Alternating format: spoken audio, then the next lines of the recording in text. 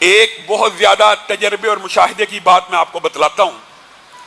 بہت سے لوگ یہ سوال پوچھتے ہیں کہ شادی نہیں ہو رہی جی، بندش ہو گئی ہے، جو رشتہ آتا ہے وہ رشتہ ہو نہیں پاتا، بات چیت بالکل قریب تک پہنچتی ہے، ختم ہو جاتی ہے. اس کے لیے ذاتی طور پہ مشاہدہ بھی موجود ہے، ذاتی تجربہ بھی موجود ہے. ربی انی لما انزلت الی من خیر فقیر، سورۃ قصص آیت نمبر 24.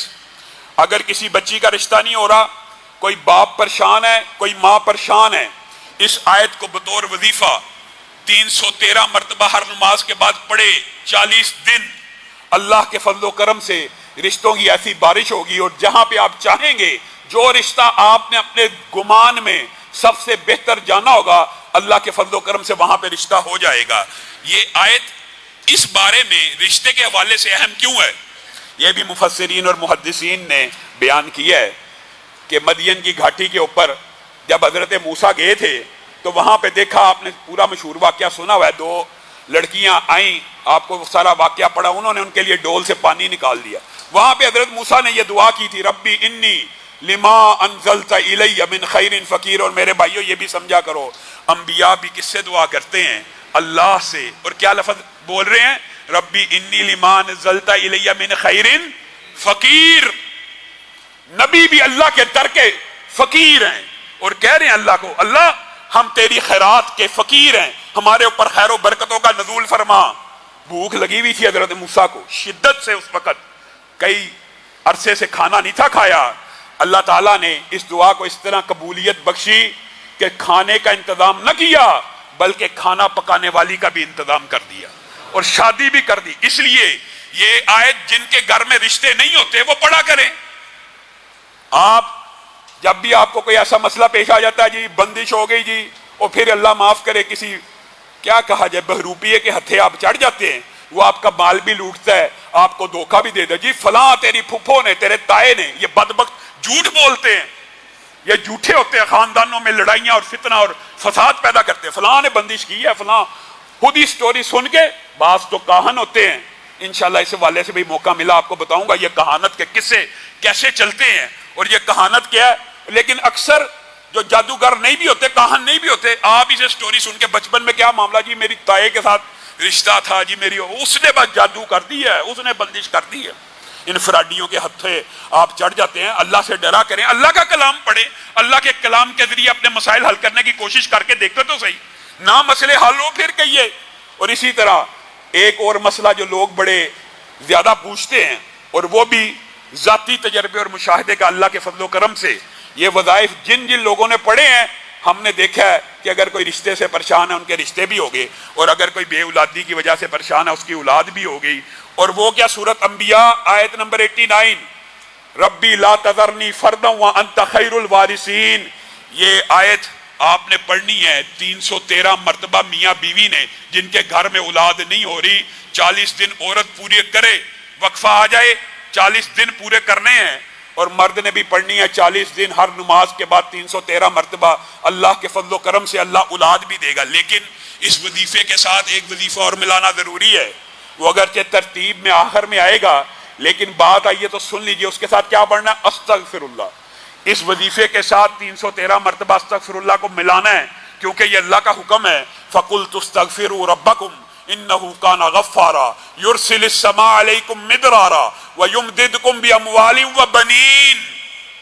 جو بندہ کثرت سے استغفار کرتا ہے اللہ تعالیٰ اس کو بیٹے دیتا ہے. اللہ قرآن میں کہہ رہا ہے. آپ نے 313 مرتبہ، اور یہ استغفار سے زیادہ مجرب اولاد نرینہ صالحہ کے لیے کوئی اور وظیفہ نہیں ہو سکتا. لیکن اس کے ساتھ یہ دعا ملانی ہے تو اللہ کے فضل و کرم سے آپ کے جو لوگ بے اولادی کے مرض کا شکار ہیں، اللہ اس مرض کو بھی دور کرے گا اور اولاد صالحہ نرینہ بھی عنایت کرے گا. آگے چلتے ہیں. سورتوں میں مسبحات آپ کو پتہ کن کو کہا جاتا ہے؟ سبح، یسبح، سبح اور سبحان. یہ 4 الفاظ کے ساتھ جو صورتیں شروع ہوتی ہیں ان کو مسبحات کہا جاتا ہے. اور یہ صورتیں کتنی ہیں؟ 7. سورت صف، حدید، جمعہ، تغابن، سورت سبح اسم ربک الاعلی اور سورت اسراء. یہ 7 صورتوں کی جو بندہ تلاوت کرتا ہے، صحیح حدیث کے الفاظ ہیں. ان صورتوں میں، ان 7 صورتوں میں ایک آیت ایسی ہے اور محدثین نے اس آیت کے بارے میں بھی لکھا، لیکن یہ بات طویل ہو جائے گی۔ آپ ساتھ کی ساتھ صورتیں پڑھ لیں۔ ان 7 صورتوں میں ایک آیت ایسی ہے جس اکیلی آیت کی تلاوت 1000 آیتوں سے بہتر ہے، اور یہ حدیث بھی صحیح ہے۔ یہ مسبحات کی تلاوت رسول اللہ صلی اللہ علیہ وسلم سونے سے پہلے کیا کرتے تھے، آپ بھی کیا کریں۔ اسی طرح سورت کہف کا اس کی فضائل کے حوالے سے بعض لوگ یہ سمجھتے ہیں کہ جی سورت کہف کی فضیلت کی جتنی روایات ہیں وہ ساری ضعیف ہیں۔ یہ بات درست نہیں ہے۔ سورت کہف کی فضائل کی بعض حدیثیں حسن درجے کی ہیں، اور بعض حدیثیں حسن لی غیری ہی ہیں کہ دیگر طرق ان کی حدیث کی سند کو مضبوط کر دیتے ہیں۔ ان میں سے یہ ہے، جو بندہ سورت کہف کی پہلی 10 آیتیں یاد کر لیتا ہے، اللہ کے فضل و کرم سے وہ دجال کے فتنے سے محفوظ ہو جائے گا، اگرچہ دجال ظاہر بھی ہو جائے۔ یہ حدیث بھی حسن درجے کی ہے۔ 10 آیتیں سورت کہف کی پہلے یاد کریں، اور یہ حدیث بھی حسن درجے کی ہے کہ جو جمعے کو پڑھتا ہے اگلے جمعے تک اس کے لیے روشن ہو جاتی ہے، اور یہ حدیث بھی صحیح ہے۔ ایک بندہ سورت کہف کی تلاوت کر رہا تھا، رسول اللہ کے دور میں صحابی رسول، آسمان سے ابر نازل ہوا، آسمان سے ایک عجیب و غریب چیز نازل ہوئی، عینی طور پہ اس نے دیکھا، جس کو دیکھ کے اس کا گھوڑا بدکنا شروع ہو گیا۔ رسول اللہ صلی اللہ علیہ وسلم کے پاس مقدمہ لے کے گیا، اللہ کے رسول یہ کیا تھا؟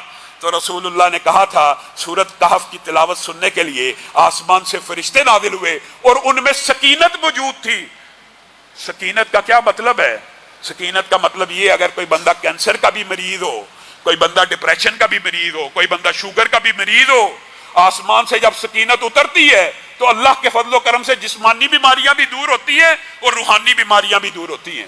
تو سورت کہف کے بارے میں یہ 3 روایتیں تو حسن درجے کی ہیں اور صحیح ہیں، البتہ باقی روایات کے اندر علماء کا اختلاف ہے، اس لیے وہ ہم آپ کے سامنے نہیں رکھتے، لیکن ان روایتوں سے پتہ چلتا ہے کہ سورت کی بے شمار اہمیت ہے۔ اسی طرح سورت یاسین کے بارے میں یہ بات معروف ہے کہ اس کے بارے میں جتنی احادیث ہیں وہ ضعیف ہیں۔ یہ بات درست ہے کہ رسول اللہ صلی اللہ علیہ وسلم کی زبان مبارک سے سورت یاسین کے فضائل امت تک باسند نہیں پہنچے، لیکن حضرت عبداللہ ابن عباس نے سورت یاسین کی ایک ایسی فضیلت بیان کی ہے جو صحیح سند سے موجود ہے، اور جب صحابہ کسی شے کی یا آخرت کی کوئی فضیلت بیان کرے نا، مطلب ایک صحابی کے کہ آخرت میں فلاں شخص کو یہ عذاب ہوگا، یہ اگرچہ رسول اللہ نے تو نہیں کہا تو صحابی ہیں، لیکن اس کا حکمن مرفوع ہوگا، کیونکہ صحابی قیامت کے حوال کے بارے میں یا ثواب اور فضیلت کے بارے میں اپنی طرف سے بات نہیں کہتے۔ گویا عبداللہ ابن عباس واحد ہیں جن کو رسول اللہ صلی اللہ علیہ وسلم کا یہ مفہوم پہنچا، اور انہوں نے یہ بات ہم تک پہنچا دی۔ جو بندہ، اگرچہ انہوں نے اس کی نسبت رسول اللہ سے نہیں کی، لیکن یہ کہا جو بندہ سورہ یاسین صبح پڑھتا ہے شام تک کے لیے اس کے لیے برکات ہیں، جو شام کو پڑھتا ہے صبح تک کے لیے اس کے لیے برکات ہیں، اور بعد دیگر روایتوں میں ہے شام کو پڑھے صبح تک کے لیے آسانی ہے، صبح کو پڑھے شام تک کے لیے آسانی ہے، اور یہ آسانی کا لفظ بھی جامع ہے، آسانی کا لفظ بھی ماننے ہے کہ یہ ہر چیز میں آسانی ہے۔ رزق کی کمائی کے لیے نکلا، اس میں آسانی، شیطان کے شر کا شکار ہے، اس میں آسانی۔ گویا اس سورت کو پڑھنے سے بھی انسان آسانیوں میں مبتلا ہو جاتا ہے۔